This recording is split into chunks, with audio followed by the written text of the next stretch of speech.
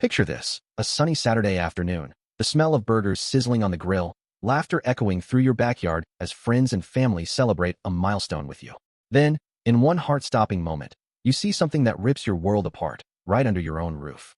My name is Ryan, and I thought I had the perfect life, a loving wife, two incredible kids, and a home filled with memories I cherished. But during a backyard barbecue to celebrate my promotion, I stumbled upon a betrayal so raw, so unthinkable, that it's left me questioning everything I've ever believed about love and family. If you've ever felt the sting of deception from the person you trusted most, or if you've had to fight to keep your family together while your own heart is breaking, stick with me. This isn't just a story about infidelity. It's about pain, rage, love, and the struggle to find a way forward when everything feels broken. I'm sitting here in the quiet of my living room in a small suburb just outside of Raleigh, North Carolina, the glow of a single lamp casting shadows on the walls. It's well past midnight, and the house feels emptier than it ever has, even with my kids asleep upstairs. I'm holding a half-empty beer, staring at the family photos on the mantel, wondering how I got here. 3 weeks ago, I was a man who thought he knew what happiness looked like. Now, I'm drowning in a sea of doubt and anger, replaying a moment that's burned into my mind like a scar that won't heal. Let's go back to a time when I believed in forever, to a marriage I thought was my rock, and to a day that changed everything I thought I knew. I grew up in a working-class neighborhood in Raleigh, in a modest brick house with a patchy lawn and a driveway always cluttered with my dad's old tools. My childhood wasn't glamorous. My parents worked long hours, dad as a plumber and mom at a diner, scraping by to keep food on the table for me and my younger brother. I was a quiet kid, more into fixing bikes with dad than chasing after sports or popularity. Life taught me early on that if you wanted something, you had to work for it, and I carried that lesson with me through high school, through odd jobs, and eventually into a career in logistics. By the time I was in my mid-20s, I'd clawed my way into a decent job at a local shipping company, managing warehouse operations, and I felt like I was finally building something solid. That's when I met Lauren. She was a graphic designer, freelancing for a marketing firm, with a laugh that could light up any room and a way of making even the mundane feel special. We met at a mutual friend's cookout, and I remember being drawn to her energy, the way she'd tilt her head when she listened, really listened, like what I had to say mattered. I was smitten from the start, and after a year of dating, long drives through the rolling hills of North Carolina, late-night talks over cheap pizza, and stolen kisses under the oak trees near Lake Johnson, we got married in a small courthouse ceremony with just our closest family.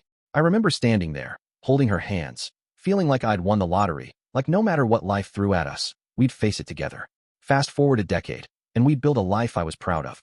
We had 2 kids, Emma, our spunky 7-year-old with Lauren's bright eyes, and Caleb, our thoughtful 5-year-old who loved building things with me in the garage. We'd moved into a cozy, split-level house in a quiet Raleigh suburb, with a big backyard perfect for summer BBQs and a front porch where we'd sip coffee on lazy Sunday mornings. I worked long hours, climbing the ranks at the shipping company, while Lauren juggled her design projects and motherhood with a grace I always admired. Life wasn't perfect, money was tight sometimes, and we'd argue over little things like bills or who forgot to take out the trash, but I thought we were solid. I'd come home after a grueling shift, see her sketching at the kitchen table with the kids coloring beside her, and feel this deep, quiet gratitude for the family we'd made.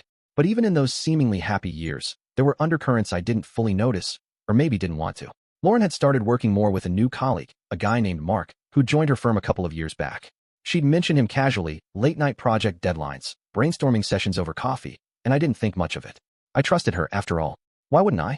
She was my wife, the mother of my children, the woman I'd built my life with. But looking back, I can see the signs I missed, her phone buzzing more often, the way she'd smile at a text and quickly lock the screen, the extra hours she'd spend at the office when I knew her work could be done from home. I'd brush it off, telling myself I was being paranoid, that marriage meant trust, not suspicion. I'd lie awake some nights, listening to the hum of crickets outside our window, and push down the nagging feeling that something was off, convincing myself it was just stress from work or the grind of parenting. The day everything unraveled was supposed to be a celebration. I'd just landed a big promotion at work, operations manager, a title I'd been chasing for years, with a pay bump that meant we could finally breathe a little easier. To mark the occasion, we decided to throw a backyard barbecue, inviting friends, family, and a few coworkers. It was a warm Saturday in late spring, the kind of day North Carolina does best, with a clear blue sky and a gentle breeze rustling through the dogwood trees. I spent the morning setting up, stringing fairy lights across the patio, firing up the grill, and hauling out folding chairs while Lauren decorated with mason jars full of wildflowers. The kids were buzzing with excitement, Emma helping me flip burgers while Caleb chased after a soccer ball. Guests started arriving around noon, filling our yard with chatter and laughter, the smell of charcoal and grilled corn wafting through the air. I remember standing by the grill, a cold beer in hand, watching Lauren laugh with a friend near the picnic table, and feeling this swell of pride. This was my life, my family, my win. As the afternoon stretched into evening, the party was in full swing. Classic rock played from a Bluetooth speaker, kids ran around with sticky popsicle hands, and I was busy playing host, refilling drinks and making sure everyone had a plate. Lauren had been flitting around, socializing, and I noticed she'd disappeared for a bit, but I figured she was inside grabbing more ice or napkins. I didn't think twice about it until I realized we were low on buns for the burgers. Wiping my hands on a towel, I headed toward the house, weaving through clusters of guests, the hum of conversation fading as I stepped into the quieter kitchen. The back door was ajar, leading to the small mudroom off the side of the house, where we kept extra supplies. I pushed it open, expecting to find a bag of buns on the shelf, but instead, I froze, my blood turning to ice in my veins. There, in the dim light of the mudroom, was Lauren, and she wasn't alone. She was pressed against the wall, her arms wrapped around Mark, her colleague, their faces so close there was no mistaking what was happening. My heart slammed against my chest, a sickening thud that drowned out the distant laughter from the yard. I stood there, rooted to the spot, watching as they pulled apart, startled, Lauren's eyes widening in horror as she saw me. Time seemed to slow, every detail searing into my mind. The way her hair was mussed, the flush on her cheeks, the way Mark stepped back, hands raised like he could somehow explain this away. I felt a wave of nausea, my hands clenching into fists, but I didn't move, didn't make a sound. I just stared, the weight of betrayal crashing over me like a tidal wave, drowning every good memory I had of her, of us. I don't know how long I stood there, but eventually, I turned and walked out, my legs moving on autopilot. I didn't go back to the party. I couldn't face the crowd, couldn't pretend everything was fine when my world had just imploded. Instead, I slipped around the side of the house, out of sight, and sat on the edge of the front porch, my head in my hands. The sounds of the barbecue, clinking bottles, kids shrieking with laughter, felt like they were coming from another planet. Inside, I was a mess of emotions, rage boiling under my skin, pain slicing through my chest, and a deep, hollow sadness settling into my bones. How could she do this? How long had it been going on? And in our own home, with our kids just yards away, with everyone we knew celebrating around us? I thought of Emma's giggle as she'd helped me grill, Caleb's proud little smile when he'd kicked the soccer ball, and felt this crushing guilt that I hadn't protected them from this, hadn't seen it coming. The rest of that evening is a blur. I stayed on the porch for a while, trying to pull myself together, until a friend found me and asked if I was okay. I mumbled something about feeling sick, asked them to keep an eye on the grill, and stayed out of sight until the last guest trickled out. Lauren didn't come looking for me, and I didn't go looking for her. When the house finally quieted down, the kids tucked into bed by my sister who'd stayed late to help clean up, I found myself alone in the kitchen, staring at the remnants of the party. Empty cups, crumpled napkins, a half-eaten cake with "Congrats Ryan" scrawled in icing. The irony stung. I wanted to scream, to smash something, but instead, I just sat there, numb, replaying the image of Lauren and Mark over and over until it felt like a knife twisting deeper with every thought. In the days that followed, I didn't confront her right away. I couldn't. Every time I looked at Lauren, I saw that moment in the mudroom, and the words I wanted to say, screams of anger, pleas for an explanation, stuck in my throat. Instead, I retreated, sleeping on the couch under the guise of needing space to think about work, avoiding her gaze at breakfast, and throwing myself into long hours at the office. She knew something was wrong. I could see it in the way she'd hover, her eyes searching mine for a clue, but she didn't bring it up, and neither did I. Maybe she was waiting for me to explode, or maybe she was hoping I hadn't seen what I'd seen. Either way, the silence between us grew, a chasm widening with every unspoken word, until our home felt like a battlefield littered with invisible landmines. The emotional conflict inside me was a storm I couldn't escape. On one hand, I was furious at Lauren for betraying me, for tainting every memory of our marriage with this ugly truth, for risking our family over some fling with a coworker.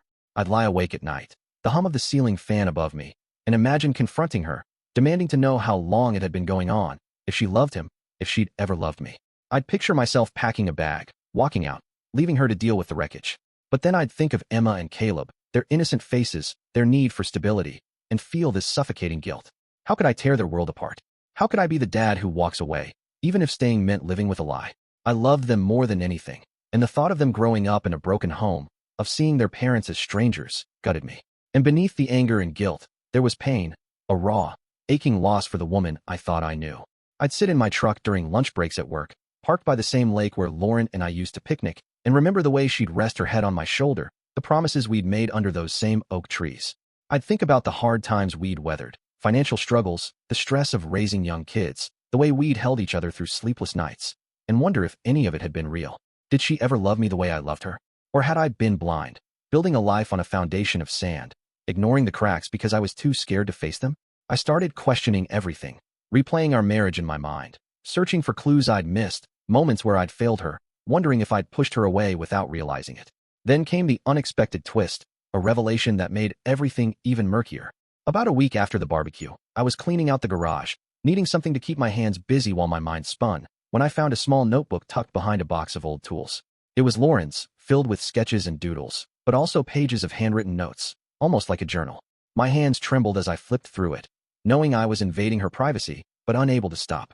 Most of it was mundane, grocery lists, design ideas. But then I came across an entry from a few months back.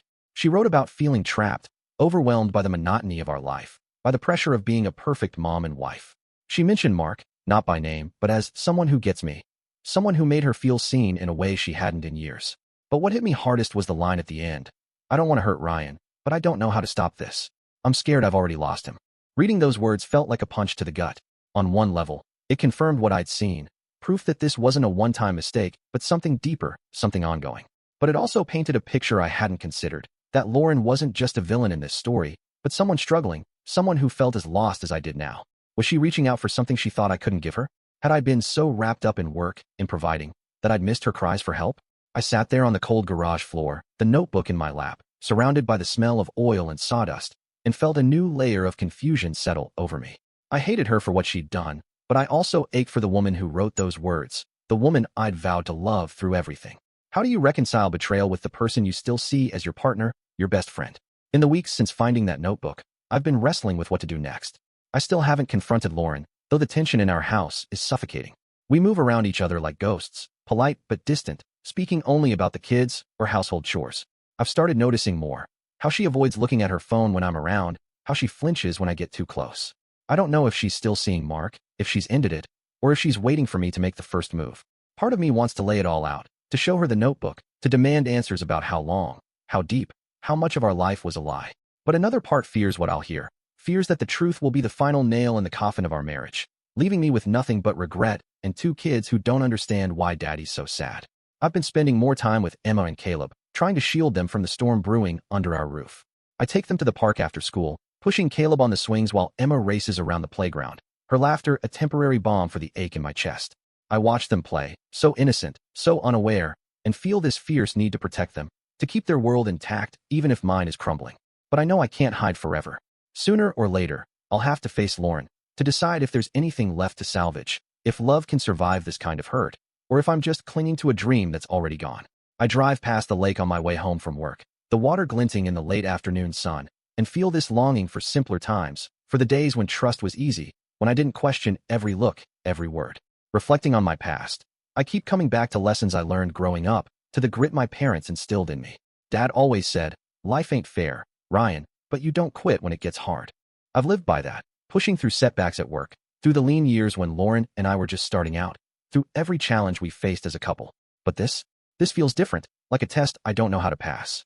I think about the early days with Lauren, the way we dream about the future while lying on a blanket under the stars, planning a life full of adventure and family.